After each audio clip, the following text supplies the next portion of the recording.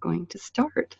So thank you so much for joining me today. I'm Catherine Steele with English Pronunciation for Success, and I have a series of webinars on communication skills to help immigrants to Canada and people who are interested in communication in understanding what it takes to be a clear, confident communicator and to move up in your career and move into confidence in your life. And today I have the pleasure of having as my guest Marie Gervais. Marie Gervais has a PhD in cultural and interaction. She's going to tell us more about that. And I met Marie quite a while back. I had seen some videos that I thought were amazing that she'd done on her intercultural and multilingual video stack. The series of videos are to help people understand the North American workplace, and specifically the Canadian workplace, which can be very different than other parts of the world. And I was excited about the videos. And then when I was speaking in Edmonton, I had the chance to meet Marie. And we've collaborated now on a couple of occasions. It's always such a pleasure. You are going to really enjoy this webinar today. And I'm going to hand it over to Marie to tell us more. Thank you, Catherine, for the lovely introduction. It's also a pleasure to work with Catherine. And we're always trying to find new ways to collaborate because we have really complementary interests. My interest is in people being successful in the workplace by understanding cultural differences and finding cultural similarities. And Catherine's is about helping people to present themselves more clearly at work and move forward in their careers. So we really complement each other in what we're doing, right, Catherine? Mm-hmm. So I'm going to talk about leadership with your diverse workforce, and I'll share my slides right here, and that's not the one I wanted to show. This is the one I'm going to show, and we will start it from the top. Now, you do have control over the photos on your box, so if you want to minimize or eliminate our faces entirely, you can do that. It won't affect the recording. And you can also grab it with your mouse and move it around if you want to. And throughout the presentation, we're going to ask for people's participation because it's really helpful to know when people are doing something and what they think about it. And it helps you to remember the content because there is actually a lot of content in this workshop. And Catherine, you're going to do me the favor, I think, of grabbing any comments because I won't be watching them. I'm just going to be thinking about the presentation and with engagement. But as I engaged, I won't watch the comments. So can you please feed them to me if I miss stuff? Yes, will do. Great. So here we all are in our best photos without any photoshopping because we're just great on our own, right? On a good day. I'm really glad you're here. I have a PhD in culture and work. So it's very specifically useful for this particular presentation, and that's something I really am interested in and love to present about. And why people go, well, why is this white woman talking to us about immigration? What does she know? And so I'm going to tell you, I do have some street cred. My parents were immigrants, and I grew up with all the problems that immigrant parents have adapting and getting used to the living in Canada and bringing up their family. I myself have lived in 4 different countries. I married outside my culture. I changed my religion. I've helped hundreds of immigrants find work, and my own children have married immigrants. So I have a multicultural, multiracial, multilingual, and multi-denomination family from around the world, which is very exciting to me. And I want them to have my grandchildren to have a great place to grow up. And so that's why I'm working on creating everything that I can in the workplace to make that happen for them and for anybody else that's coming new or is born to immigrant parents. So my company is called Shift Management. I provide online courses and coaching for newcomers to find the hidden job market, for frontline supervisors to learn to lead in a diverse workforce, and for employers to develop intercultural communication and conflict resolution skills. And I do this because I really care about people being happy at work. We spend most of our time at work. And if we're unhappy at work, think what a great loss and waste that is. So I really want to improve workplace happiness. That's my ultimate goal. And I would do it if I were paid or not. I want to keep doing that all the time. And the stuff I get paid for is just even a bonus for that because I'm really happier when people are happier at work. So now let's go to, why did you come? What would you like to learn from this presentation. Sometimes we call them master classes, workshops, or webinars. Not sure, Catherine, what you're calling this one. I've called it a webinar. A webinar. Okay, so on this webinar, what would you like to learn? So type a few things in there, and then Catherine will bring them to me as I keep going through the presentation. And I'm going to remind you that if you go to the bottom of your screen, you'll see a chat bubble. When you click on it, it will open a bar down the side. At the very bottom, you type your comment, question. Yeah. Yes, and when you do type something, and that helps you to remember it more. So that's why it's good to do that. What I'm going to cover today is I'm going to look briefly, just an overview, because each of these could take a whole course, but briefly with workplace communication across cultures and some clues. So if there's a misunderstanding, how will you know? Then I'm also going to look at cultural conflict styles briefly. I actually have a course coming up, seminars coming up in January on that, but I'm not going to tell you anything about it yet. Right now, we're just going to do the overview. And then a couple of strategies to help improve workplace communication, generally when you have a very diverse workforce, and a little bit about a gift. And Marie, someone has typed in that they want to know how to encourage employees to interact with each other. And someone has said, will you be sharing the slides at the end? And someone else has said, I'm a construction project manager and estimator. I want to learn more about how to manage communication across projects with people from diverse backgrounds. Wow, that's great question. Okay. Yeah, all of those are excellent. I think this will help. It'll at least help you to get started with the process. So we're going to start a little bit with communication in the workplace. So any communication in the workplace can be productive and pleasant or unpleasant, depends whether it's between people from the same culture or not. So it's not necessarily that because you have a diverse workforce that things are going to be full of misunderstandings and conflicts. There are likely to be a few here and there, but it doesn't mean it's always going to be that way. So within the same culture, what happens is people have shared expectations about how other people will act and what they'll say. And they know that what normal is. So they know that, say, if I do this or that, this is normal. And if the other person does that, that's normal. And if somebody does this or this, that's not normal. But when you're communicating across cultures, you don't know what's normal. Mm-hmm. You're wondering, what is happening here? Is this a personality thing? Is this a performance thing? Is this a cultural thing? Is this because the person doesn't know how to do their job? Is this a politeness thing? Like, what's happening here? And it's very difficult to figure that out.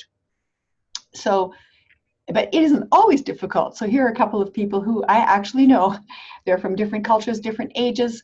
They grew up on different sides of the globe. They work together beautifully, and they've never had a single conflict. And they've been working together for 3 years.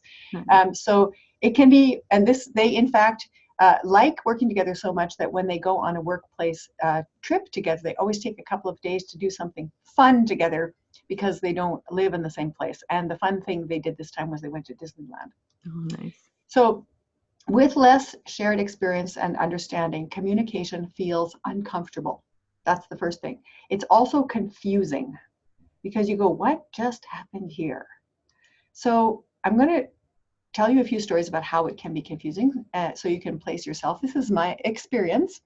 I have a refugee from Iran living with me right now, and I've had many international students and people from around the world live with me and my family for long periods of time. So like for several weeks up to even 3 years in one case. So I'm always experiencing cultural disconnects. And in Iran, there's this thing called taraf, which means it's about politeness and it's about respect. So you see these 3 guys, after you, no, after you, no, after you. That's part of taraf. The other part would be that if somebody asks you for something like, would you like tea? It is considered very polite to refuse it 3 times.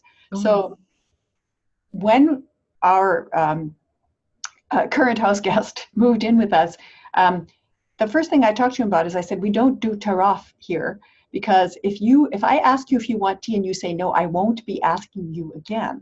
So, and that was really helpful for him. And and he said, well, that doesn't seem very polite to me because it was about manners, right? But every once in a while, if he is tired or confused, I ask him something, usually I have to ask him 3 times before he'll give me an answer. And I know that that's cut off. When he's not tired, he answers me the first time, right? So that's a little bit about what we understand each other on off.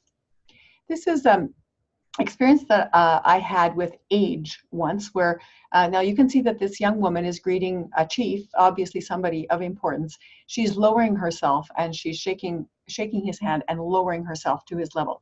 Now, I had a Sierra Leonean friend. Her daughter at the time was 13, and I was speaking with my friend in her home, sitting on the couch together with her, and her daughter came home from school and said, "Hi, Marie," waved at me, and then said to her mom as she was standing, "Here's a school note that you need to sign." And her mother got up and slapped her in the face and said, "How dare you disrespect my guest?" And I was just beside myself. I said, "What did she do? What did I do to cause her to get this happening to her?" And she didn't know what happened either, because she was only 2.5 when she came to Canada, and she didn't know what cultural protocol her mother was insisting on. So all of us were shocked. The mother was angry and shocked. And so I said, "What did she do that was disrespectful? Please help me understand." And her mother said, "Well, she's just acting so Canadian all the time. She's always disrespectful." I said, "Well, tell me what so Canadian looks like, because I don't really know what that means. I don't understand how this is disrespectful. Please help me." So she said, "Well, she should never be over a guest. She should never stand higher than the guest. And she shouldn't talk to me. She should have greeted you. She should have gotten to your level, or she should have waited for you to stand up, and she should have greeted you first and spoke to you and asked how you were. And then she should have talked to me or asked me." And, I didn't know that. So, and her daughter didn't know that either, because that's another thing in most West African countries, that the parents don't tell their kids these things. They expect them to figure it out. And if they don't get, if they've gotten slapped 3 times in the face, they start to go, "Okay, what happened here?" But she'd never explained anything like this to her daughter. So all 3 of us learned something in that cultural misunderstanding. And I made sure that I didn't put myself in a position where I was going to cause somebody to be in trouble with their parents. And I didn't know that before, so that helped. Next thing, I lived in Tokyo for about 4 months, and in Japan for a year. And I was always confused about stuff happening in Japan, because people seem to have opposites. And in fact, I saw somebody describe this once as called the 2 faces of Japan, the rice bowl and the sword. And so I was always really confused about how I should be acting. And I didn't get over it. I didn't learn any different. I stayed confused the whole time. And what happened for me is I ended up just shutting down. And by the time I left, I felt like I couldn't communicate with anyone. And that's what happens when you start to take the cultural misunderstandings personally. And this happens to people at work. They shut down, they get quiet, they get very small, because they're so confused they just don't know what they should do. So I'm trying to help you out by giving you a few strategies. But let's first talk about why we have cultural misunderstandings. It has to do with communication styles and negotiation styles across cultures. There's a fellow called Francis Bacon who wrote this book in 1997, and I'm anxiously waiting for him to come out with the revised version, because he's done a whole bunch of cultural studies, and I'd like him to do more, where he actually maps out the negotiation style, the communication style, the conflict style according to culture. So it makes it a little easier to find stuff out before you have an interaction, or to understand it later. So this is Canadian. When you first start out, you're honest, open, you say what you're looking for and why you're there. You lay all your cards on the table. So you say, "This is what we want, this is what I'm hoping for." You look at the options, you consider the pros and cons, and then you look to see what the other person wants. Then you try to compromise and see if you can come to a win-win. You come up with a plan, and usually what's missing from here, usually you do a pilot. Canadians are very big on doing pilots. Let's try this with 1 or 2 people first and see if it works. And then they move on to the next step. It usually takes 3 or 4 steps before you actually move to a complete contract or a complete agreement. Everything is always, let's try it first in a small way, because Canadians are very risk averse. So now if you compare this to the American way of negotiating, look how different the shape is. Oh, wow. Oh, different. So different. They don't do any, the small talk is very little. It's put all the cards on the table, spell it out. If you don't get it, just say it louder. If they're still not getting it, they might confront and provoke you. They may use some sarcasm, kidding, humor, which you may miss because it may not have anything to do with how you understand humor. If the confrontation doesn't produce the results they're looking for, you could end up with a fight. Or you could have a very nice communication. You don't really know what's going to happen. It kind of depends, because they really want to move to the business quickly, and they want to make sure that it's really clear where they stand on this. So you can see this in recent presidential negotiations. Okay. It goes straight to the fight. Wow. And then maybe you'll make some concessions, and you'll make a summary, and then you say, okay, this is what we're doing, this is the deal. And then they do it. Okay, now it's actually quite a bit shorter than the Canadian one. So what happens is it's a lot more aggressive and confrontational, and it's shorter. It happens in a shorter period of time. And if you're making a deal on an American contract, they go, okay, here's the contract. It's going to be $100,000, and we're going to start next week. That never happens in Canada. Like you got to go through a ton of negotiations to get there, but it's not confrontational. Now, if you look, I'm going to compare China and Hong Kong.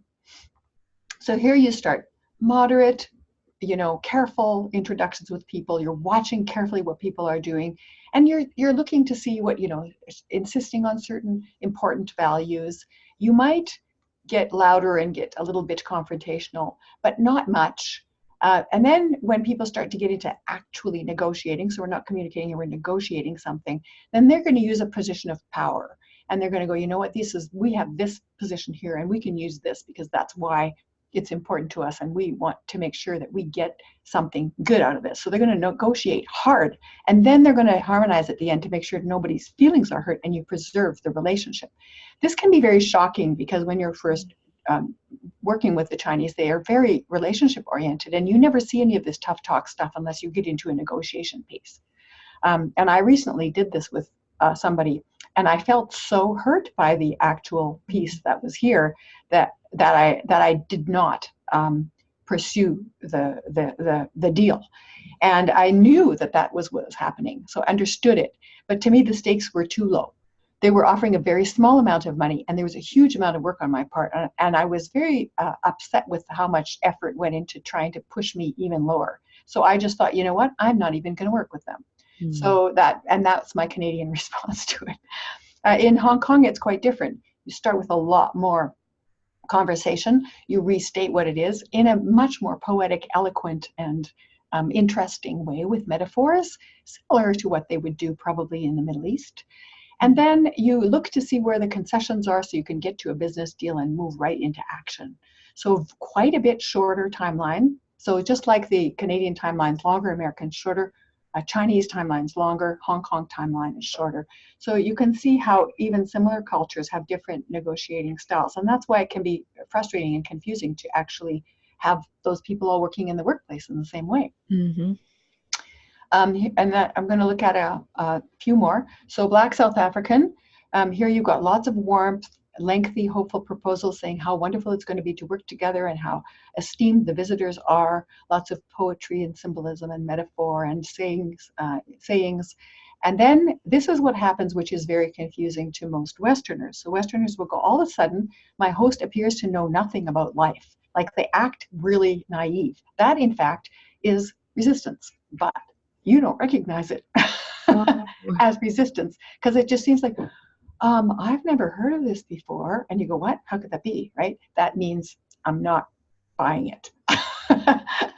And then there's we have a long tradition of strong things that we've done here, and we want that to be recognized, which also is confusing to the Western negotiator. And then, okay, now you should really be helping us. And then you're going, wait a minute.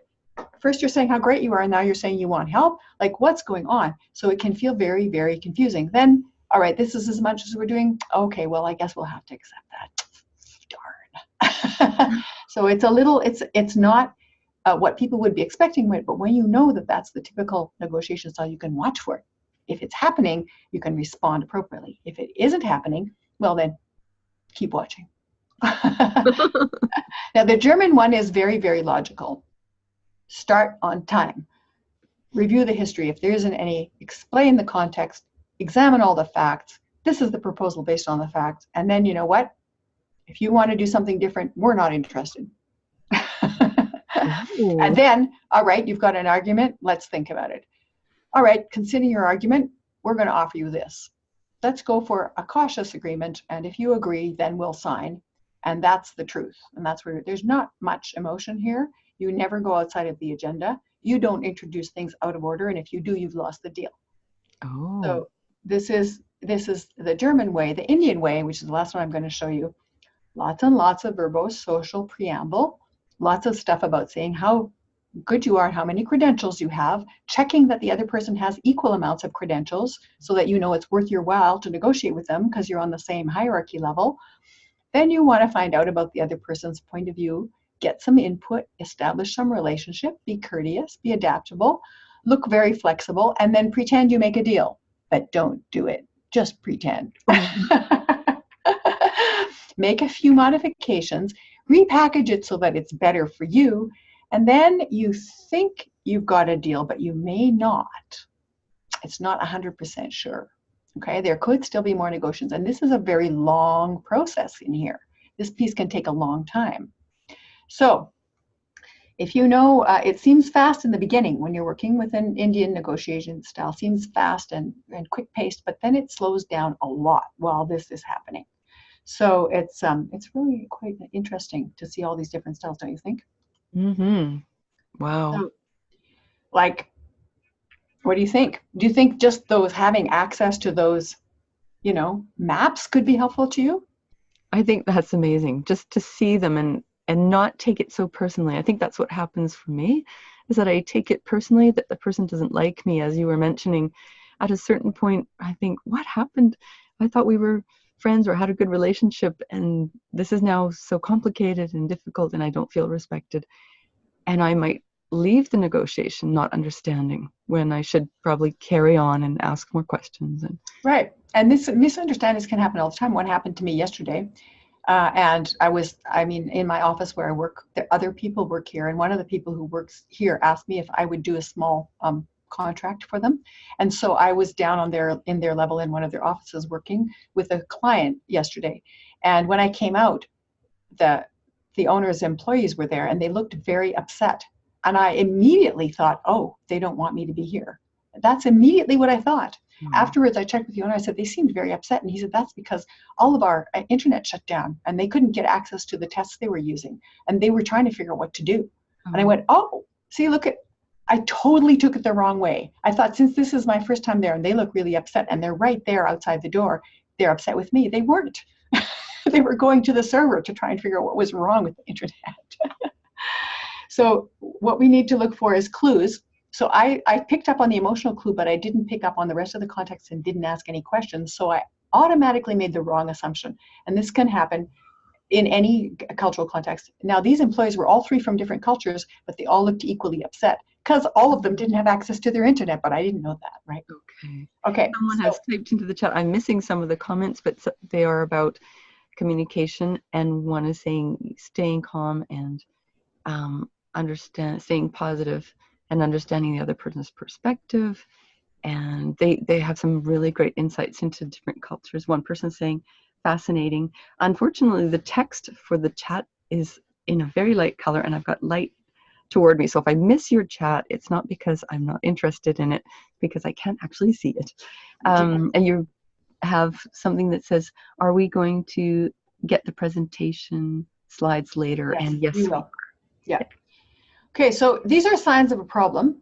So you can, if you actually have had a misunderstanding. So now if you look at these, yesterday I didn't have any signs of any of these problems, right? But I just automatically made a false assumption and didn't check into it. But here are the signs of a problem. So avoidance, people will avoid, and you're going, why is this avoidance? And not just one time avoidance, but a couple of times, 2 or 3 times.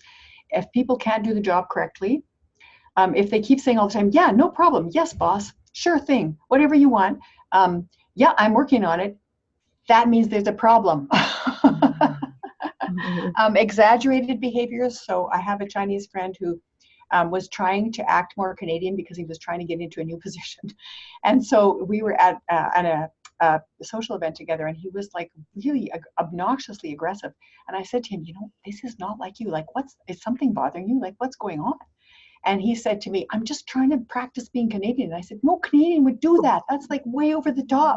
And he said, well, I don't know what's normal. See this? I don't know what's normal. So I said, well, pull it back about 75 and you're going to be closer to normal. But he didn't know, because he was trying to practice a behavior that felt really uncomfortable for him. So that's a sample that there could be a misunderstanding. Example, people who consistently don't follow instructions. It could also be a performance issue, but oftentimes they're scared of losing face, so they can't even listen because they're in such a scared mode. Or they just refuse to ask and can't ask any questions. You know for sure that that's a sign of a misunderstanding. So why? And here are the key problem or areas in the workplace. So the first reason people don't speak up and just tell you what's bothering them is because they don't want to look stupid. They don't want to lose face. They don't want to be humiliated. And so anytime people go silent, small, and avoidant, they're scared of losing face. That's pretty much always the rule of thumb. Another thing to think about is that compliments and praise are not the same across cultures. So in some cultures, you never compliment people at work, and if you do, there's something wrong, or it looks like you're hitting on them, or you don't know like what that is. Or it could be that you'd never compliment people publicly, or you only compliment them publicly, or you do it indirectly. So sometimes people will take it the wrong way. So one way to get around that one is to ask people, what are in your last place that you worked, like don't even go what country are you from, that sort of thing. Just go, the last place you worked, how did people, like when they wanted to say something good and compliment the workers, what did they do? So just, try and find out in an indirect way. Then the next thing this is the biggest source of conflict. That's why I made it red. People, corrective and negative feedback is entirely different across cultures, and it's usually attached to people's emotions. So in Germany, if somebody makes a mistake, you explain to them in detail for at least 20 minutes to help them so they never make that mistake again and don't have to be humiliated. In the meantime, almost every other culture is practically in tears because I already got it the first time you told me, stop already, right? And in a number of, I don't think it's Malaysia specifically, but related in a place that's near Malaysia. I'm trying to think of the name exactly. That you never ever give any corrective feedback. So you don't correct anyone on what they're doing. You just only point to the positive in smaller and smaller pieces, big, smaller, smaller, and smaller, until they realize the mistake on their own. So this is once you start finding those things out, it can help. And the other thing is people show respect differently. Everybody is finely attuned to respect, but respect doesn't look the same in every culture. So if somebody seems upset about something, they might feel disrespected. But to find out, do you feel like some issue of disrespect has happened here? Can you explain it to me? Can be helpful. Because it's just going to be different across cultures. And some cultures have no way to say thank you or please. And here, if you don't say please or thank you, people are really accusing you of being rude. In the Philippines and also in the United States, people say sir and ma'am all the time. In Canada, if you say that, it's really wrong. You just don't say that. People go right away, oh, there's a foreigner, or they haven't been here for very long. That's what they think as soon as you start saying sir or ma'am. Except in a store you might get that, but that's usually because it's an American-owned store. Okay, so how to figure this out? Ask yourself these questions. Ask what's really going on here. Try and sleuth it out. You have to be a cultural detective. And then if you start thinking right away, what is wrong with that person? How come they have no common sense? How come they don't have any morals? You start thinking those kinds of things, you have it wrong. Because you need to find out more first. So what we typically do is we don't know what's going on. We jump right away to conclusions. See how I did that yesterday? I don't know what's going wrong. They must be really unhappy that I'm here, right? That was a totally wrong conclusion because I was not checking my assumption or my bias. Then what do I need to know to understand this? What am I missing? Ask yourself this. All of this is internal, inside of you. Then how can I get to know this person? Oftentimes getting to know the person makes a big difference. So asking them a question about their family or the last place they worked or what their favorite color is or what's a movie they watched recently, anything can help you to get past an assumption because it feels safer for both of you to speak with each other. How does that sound so far? Mm-hmm. Is that useful? So I'll get you to pop something into the chat, maybe a quick "that was useful" or Yeah, and something I'll keep going as we short do and that. sweet so that I can see it. So this is the understanding process to get to Fascinating. understand the cultural clue, and then I'll get some comments from you in a minute, Catherine. Okay. Mm-hmm. So you say you can say this, and I do this a lot with the refugee from Iran who is living with us right now. I say, for me, when this happens, it usually means this. Is that the same for you? And then when they tell it to me, I go, okay, I think you said this. Did I get that right? Then the process, I may not say this, but I'm thinking, how can we avoid this happening again? That's what I'm thinking, right? So we try and find some way to get past the problem. And then I ask them, what could you do? I think this is what I could do. Okay, I think we've got it. So at that point, you have negotiated past the problem. Okay, but you still may not be sure. But you're much closer to having a correct understanding and correct solution. So really, you want to be patient with the learning, be patient with yourself, be patient with the other person, because it takes time to learn to do this. This is not going to just happen overnight. Keep the end goal in mind. The end goal is you're going to be happy at work.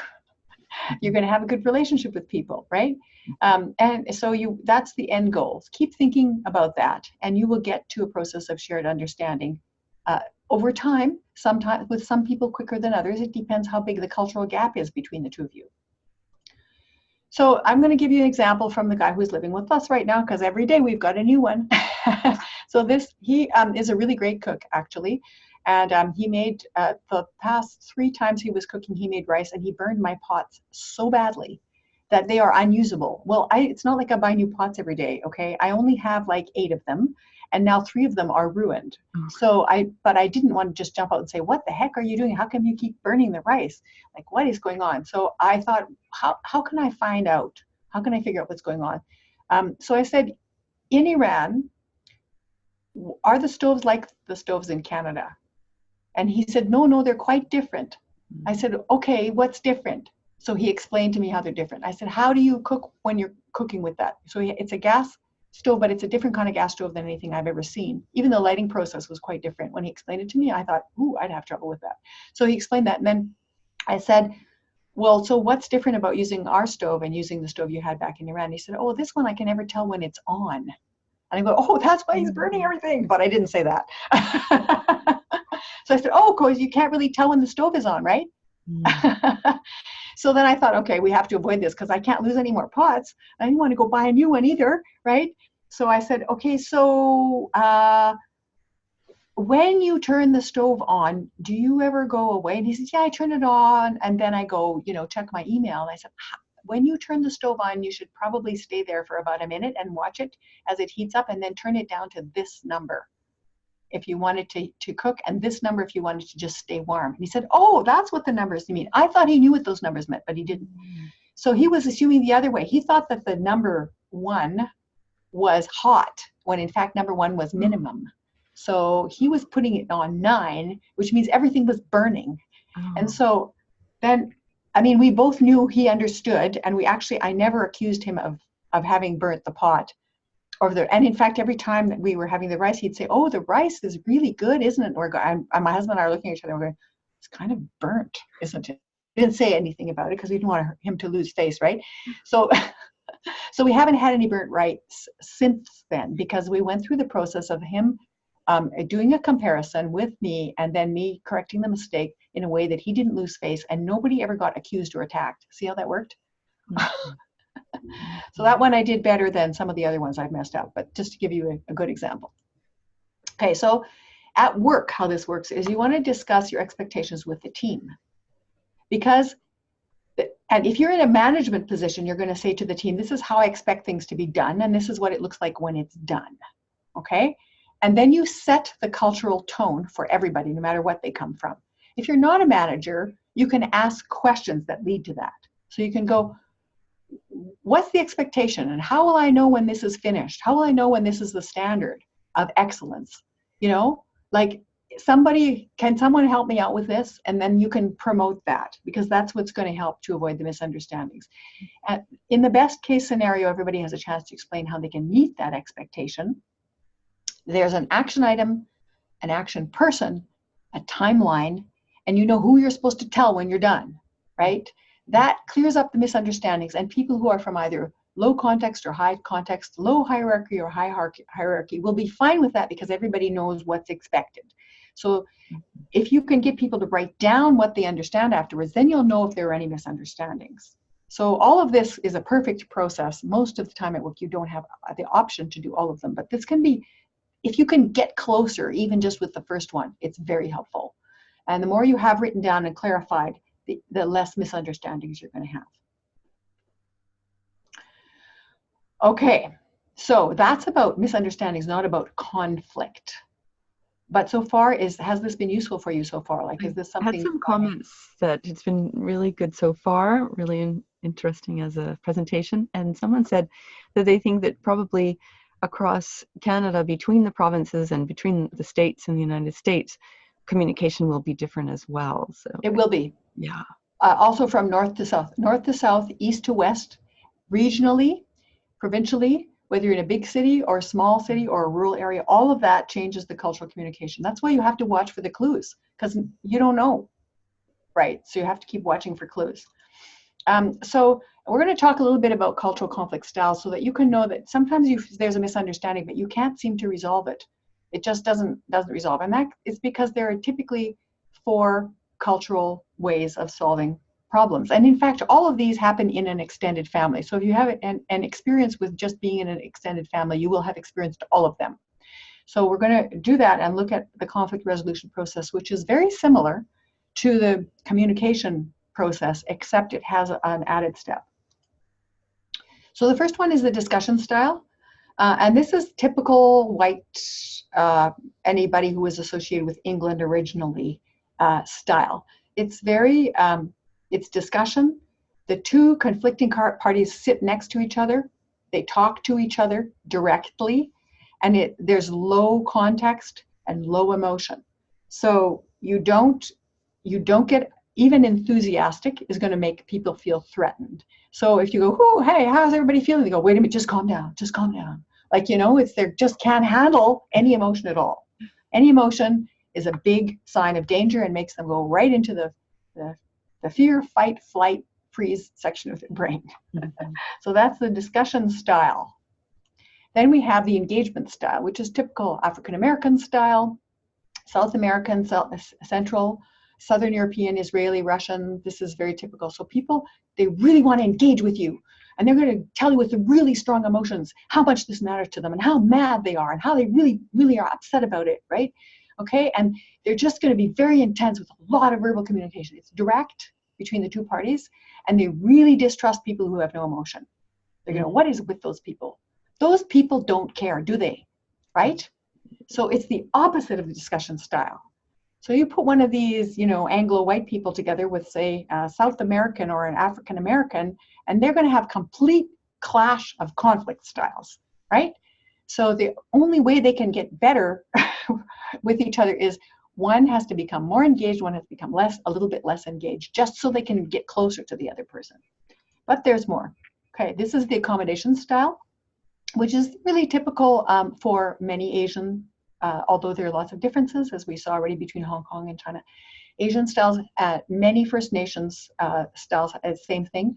Very control of emotions, very much no facial expression, superficial harmony, keep things harmonious, be very vague in the way that you're speaking. You can use metaphors, you can use stories, you can use a saying to help people kind of get to the gist, but you're not direct about it at all, because you want to preserve the harmony and make sure the relationship lasts a long time. So they are also very fearful of any emotional display, but not because of the emotion, but because of the loss of harmony. So that's the biggest fear is losing harmony. So you want to always be conscious of how you can maintain harmony from this style. And the last one is the dynamic style, which is a third party. So the third party does all the negotiating for the 2 conflicting parties. They never meet together. And if they meet together, it's only under happy terms. So you'll have, I'm just going to give you a family example so you can see it. So, here's my mother-in-law who now has passed away. But I mean, my mother-in-law, and then there's a large extended family. And so one of the brothers will talk to the mother-in-law and tell her about how upset he is about something. And then she'll talk to the sister and say, your brother is really upset with you. You should talk to him. And she'll say, no way, I'm not talking to him. He needs to come and talk to me because you know what? He did this to me and he did that to me and I'm never going to forgive him. So then the mother goes, your sister's still really upset about that thing you did to her when she was 5, when you broke her favorite doll. So, she doesn't trust you right now. So you're going to have to make a peace offering. So it always goes through the mother, right? Okay. So, and this can go through the whole extended family. If you mention one thing to the mother, it goes through the whole family in no time, right? So, and nobody ever directly conflicts or confronts anybody. And so you might have, now there are signs that, people are looking for any of these different styles. And the signs are going to be whether they want you to calm down or whether they're emotional, whether they prefer face-to-face or whether they back off because they're waiting for a third party, and who they speak to. So if somebody is speaking all the time to somebody different, maybe they just lack courage and they just are gossipy, but it could also be that they have a conflict style that's based on this idea that you need a third party to actually get this conflict resolved. So if you're aware of this, you can take a step towards that. You can make it happen with a step. And I'm going to show you an example. So Sonoma and Jasmine are gossiping together in their language during lunch, which is perfectly good and fine. And others come into the lunchroom, but they keep talking in their language. And they're on a break. Why shouldn't they? Amelia comes in. She feels very uncomfortable. And she says in a loud voice one day, why don't you two just speak English, right? I've heard lots of people complain about this exact scenario.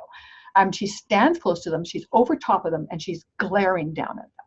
And they don't say anything. And she says, you don't even care enough to answer me, do you? And they look scared and they just keep looking down, right? So now what do you think? What styles are they showing? Sonoma and Jasmine are showing what style? What conflict style do you think?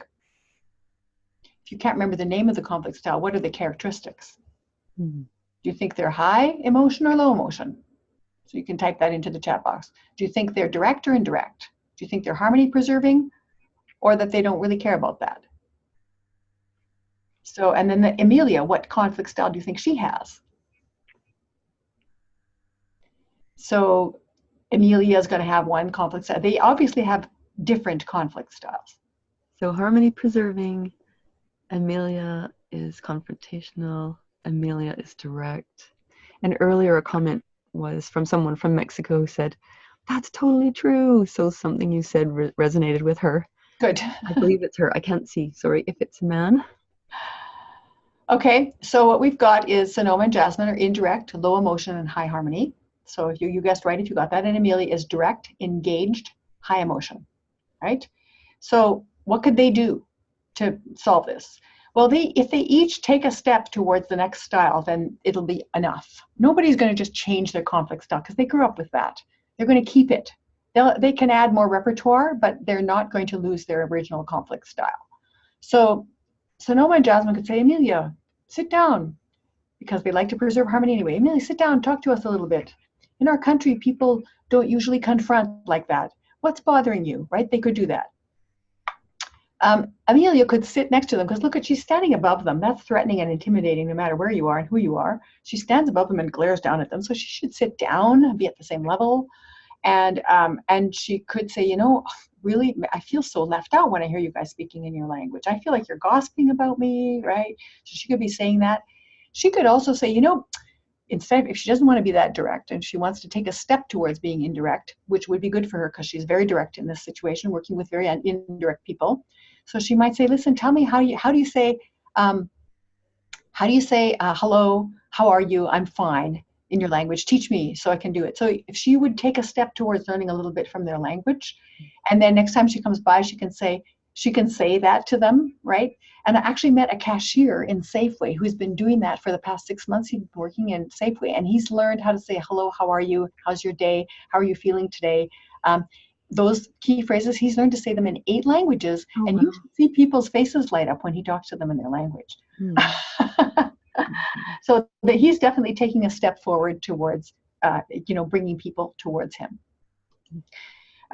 So here are the styles: discussion, which is low emotion and direct; engagement, which is direct and high emotion; accommodation, which is preserve the harmony and low emotion, and it's indirect. It can be with the other people in the room, but you're always going to preserve harmony; and dynamic, which means you have a third party to resolve it. So the guiding principles in trying to use this is seek to understand. It's the same thing you did previously, when you were trying to figure out where you were at with the misunderstanding. How can I understand this better? Not, they should understand me, they should be doing things my ways. How do I understand this better? What can I learn? What are my assumptions? What questions might help me figure this out? Be aware of your own feelings. This is the piece that I didn't mention earlier. What's my body telling me? If you feel tense, if you feel, pain somewhere or stiffness somewhere, you feel angry or you feel worried or sad, pay attention to that. Notice it and say, I feel sad right now, to yourself, right? I feel tension in my back, right? And once you've named it, it doesn't control you anymore. So being able to do that is called mindfulness. It's part of mindfulness. So being aware of your own feelings is usually what's missing. So like yesterday when I was having the thing, I should have said, you know what, I'm feeling like these, I'm feeling really worried that these women are threatened. Like I should have said that to myself. That would have helped me to move past the assumption, but I didn't. So I just moved straight into judgment. And then look for some clues and then experiment. I mean, if you don't get it right, it's just not going to be any worse than it already is. It's just going to be, oh, okay, that didn't work. What can I try now? So what cultural styles could be happening? Is my interpretation correct? Did I get that? And you can ask people, did I get this right? That's a very useful phrase. Did I get that right? People will tell you if you didn't get it right. And then negotiate somehow to get to something that would work for both of you. See what might work. And then the thing is, you want the resolution. So you're saying this high standard is this. I want to resolve this. I don't want to have conflict in the workplace, but I can be patient with that process. I can wait as we learn how to do this together. That gives you just relief, gives you some breathing space. It's all right if you're uncomfortable with a conflict. It could take a while. So it's not the end of the world, right? Now, if you've reached the point where there's nothing but conflict happening all the time, it's different. But if you run across a conflict and you're going, let me figure this out, it's not the end of the world that you have some conflict. Every human being working with every other human being at some point has conflict. That's just what happens, right? That's how we grow. So this is it. These are the 4 styles, the complex styles. This is the process. Seek to understand, being aware of your own feelings. Same as what I said before, except before when you have a misunderstanding, it's not so much your own feelings, it's more like what's going on here, because you may not even have a feeling that you're aware of yet, but when there's a conflict, you definitely have a feeling. And then look for the clues, respond to it, negotiate, and see how you can move to resolution. And if you can't resolve it, be patient, because next time you'll be better. And so will they. All right.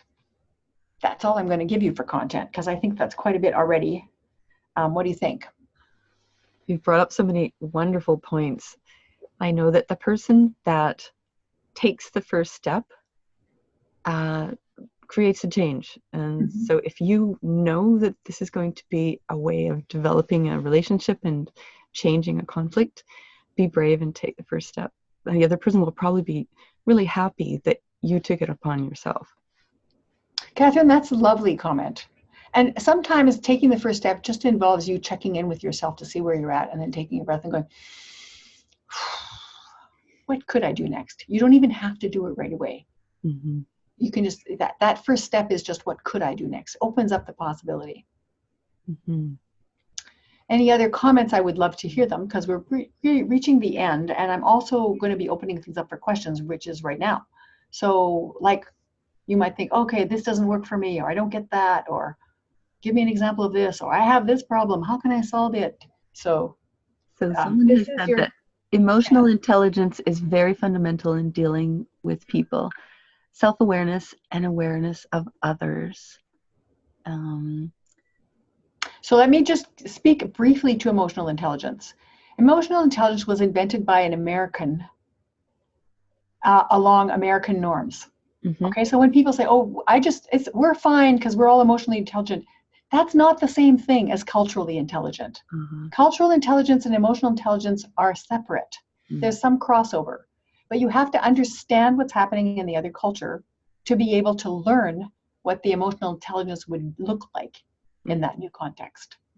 So, and you can make huge mistakes by just assuming that there's no cultural anything in the way, but we're all emotionally intelligent here. Typical problem teachers have. Teachers think they're really high in emotional intelligence, and in fact, when you test them out, especially ESL teachers, surprisingly, they have the lowest cultural competency of any profession. Yeah, because and they think they know already. Yes, and it may be that they've been asked so often to be the dictionary of the norms. Could be. Yeah. But it's also about asking questions. What's going on here, and what can I learn? Yeah. What can I learn is really important. So, right, I'm going to keep waiting for questions, and as I do that, I'll take to our second last slide. And as a question comes in, feel free to let me know. Someone said, how can you tell the other person to tell you what's exactly on their mind? And another They won't. Sorry. Is there more? Go ahead. This is a good and very helpful presentation. Can we have a copy of the PowerPoint? Yes, you will get that. So maybe expand a little bit more. So people will not tell you exactly what's on your mind. So if I'll tell you why and what to look for. Okay, there's 3 parts to telling me what's on your mind. Part A is, are you a safe person? They'll tell you the first part a little bit to test out if you're safe. If you say something that makes them feel unsafe, they won't tell you anything else. The whole thing about being safe and not losing face is really important. Part B is when they think you're a safe person, they're going to tell you a bit more and test out to see if you judge them. Okay, first, are you safe? Next, will you be judging me? If they feel that you're not judging them and you're safe, they move to part 3, which is what the real thing is. And that does not happen right away. So if you don't have time for it, because it could take you a few minutes or even longer, then you just want to watch for the clues and see how you can get to that later. If you want someone to tell you what's on your mind, you're going to have to be patient with the process. You're going to have to make sure they A, feel safe, B, don't feel judged, and C, have the space to tell you the story. If you're, you know what, just tell me as fast as you can because I have to get on here. We've got work to do. Not going to happen. Does that help? Great. That's wonderful. Let's see.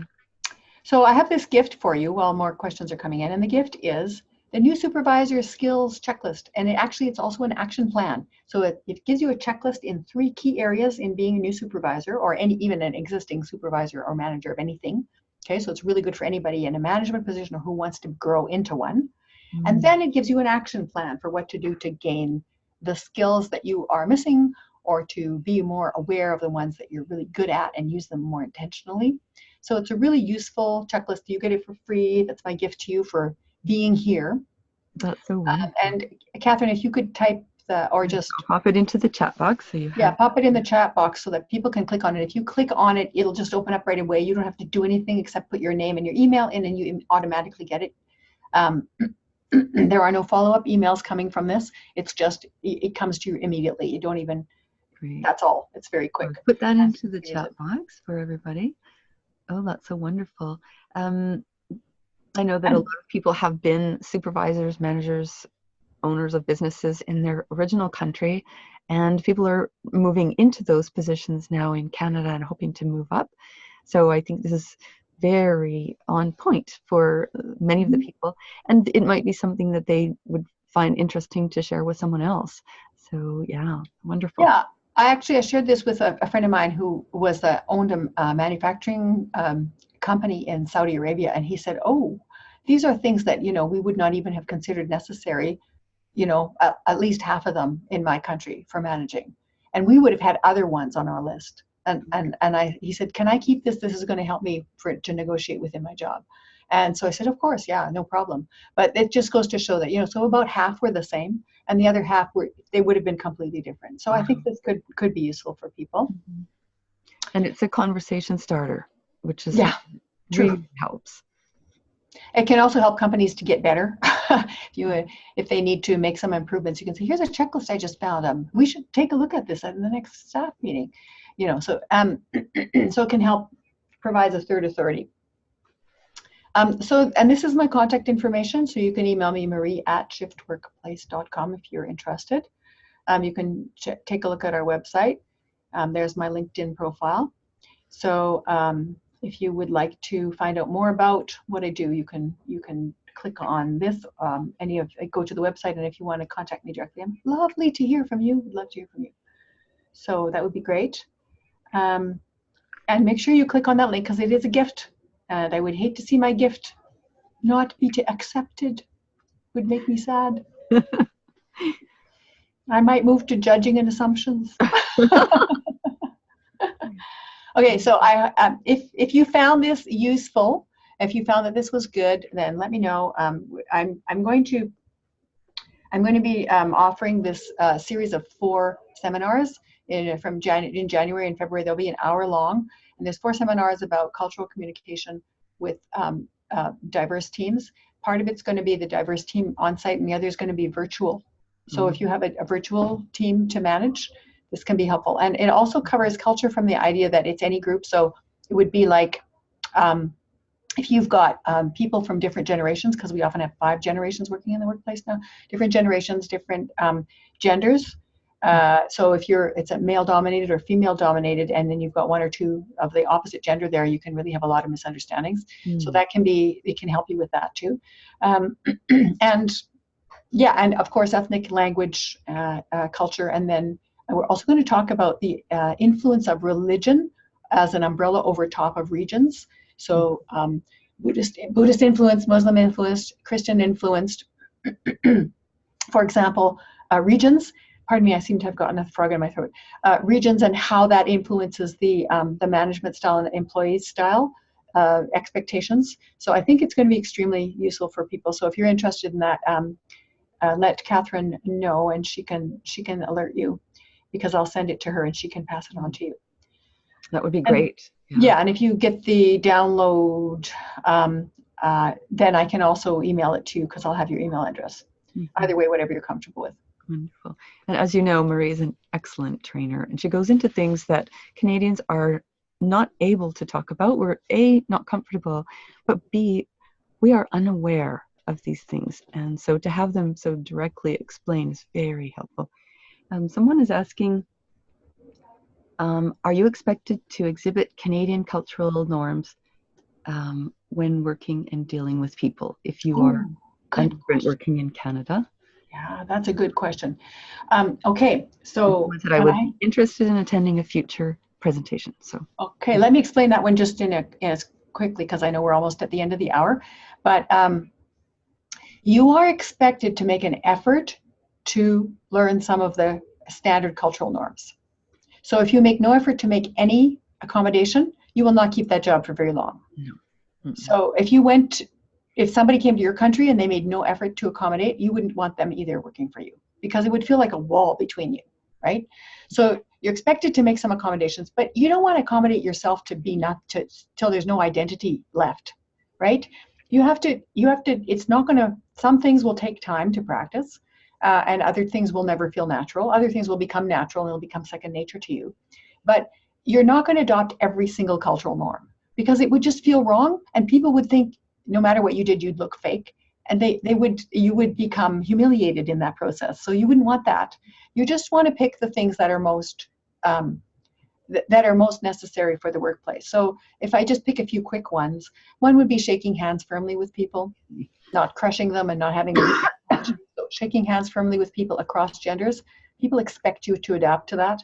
People expect you to look at them when they're speaking to you, not to stare, but to look at them when they speak at you, to you. They expect you to ask questions in the workplace. If you can't do that, you're not going to last long. It's difficult initially. They expect you to take initiative, and they expect you to show flexibility. Those are pretty much the top cultural norms. So taking initiative, and I just actually did this because I went through a job application with the refugee who's living with us. And I said, how would you answer those questions? And all the questions that were about taking initiative, he would answer, no, I would wait until my boss told me what to do. Even though he has a master's in engineering and a whole bunch of other credentials. I said, you know what? Those are the wrong answers. They're not going to hire you if you say that. You have to say, yes, I would now, I would take initiative, and I would do things whether my boss told me to do it or not. And he said to me, well, what if I'm wrong? I said, well, that's when you need to go to the next Canadian norm, which is ask a question. Should I do this if you're not here or not? So he said, oh, this is going to be tricky. So there's some norms that you have to do, but all the other stuff, no, it's just going to feel fake. I hope that helps. Marie, this has been so very wonderful and helpful. I'm just going to see if there's another one. As a career ESL learner, I feel that I'll never know enough about other cultures and cultural norms. Thank you for sharing your insights. This is gold. Awesome. Wonderful. I love that. If you get good ones, send them my way so I can use them for Informative and testimonials. helpful. Thank you. And somebody was asking about books on the subject. Is it There are lots. directly Go to to your Amazon. boss's boss directly? Great questions. I would encourage you to follow up with Marie and learn more. She has a ton. So I'm going to thank you, Marie, so very much for being my guest today. And I have a tickle in my throat. I'm also going to thank everyone who was on the webinar for your wonderful participation, great answers, excellent questions. Thank you for attending. And Marie, I'll leave you with the last word. Well, thank you, Catherine, for inviting me to be part of this webinar and for the opportunity to put the presentation together for everybody. And I'm honored. Thank you so much. And thank you so much for everybody for same thing that Catherine said. It's without participation, it just feels like you're talking to the wall. So thank you so much, everyone, for your excellent and insightful questions and comments. Thank you. Looking forward to further communications from people. Goodbye, everybody. To your success. Bye-bye.